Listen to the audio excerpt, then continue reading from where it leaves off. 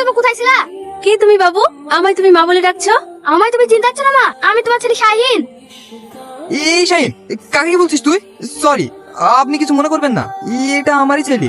কখন যে কাকে কি বলি বসে ও নিজেও জানে না। না না ঠিক আছে, আমি কিছু মনে করিনি। এই শাহিন, বাড়ি চ আমার সঙ্গে। না না আব্বা, মাকে ছেড়ে আমি যাবো না। ও তোর মা না, আয় আমার সঙ্গে। না তুমি মিথ্যে বলছো, ওইটাই আমার মা। ঠিক আছে বাবু, আমি তোমারই মা। আচ্ছা, আপনি কোথায় থাকেন? আমার বাড়ি তরণীপুর পশ্চিম পাড়া, আমি ওখানেই থাকি। আপনার ছেলেকে নিয়ে একদিন আসুন না আমার বাড়ি বেড়াতে। আপনার ছেলেটা খুব মিষ্টি, ওকে আমার অনেক ভালো লেগেছে। বাবু চ এখন। না, মাকে ছেড়ে আমি যাবো না। ঠিক আছে তুমি যাও, আমি পরে তোমাদের বাড়ি যাবো। চ বাবু, এরকম করে না, চ। আমি খাবো না, আমি মায়ের কাছে যাবো। আমি মাকে ছেড়ে খাবো না। না বাবা, ওইরকম করে না, খেয়ে নাও। তুমি আমার মাকে এনে দাও, আমার মা আমাকে খাই দেবে। এই ছেলে আমি এখন কি মেরে মানুষ করবো? ঠিক আছে, তুই আর কাঁদিস নি, আমি তোকে তোর মার কাছে নিয়ে যাবো। তুমি চলো, আমি এক্ষুনি মার কাছে গিয়ে খাবো।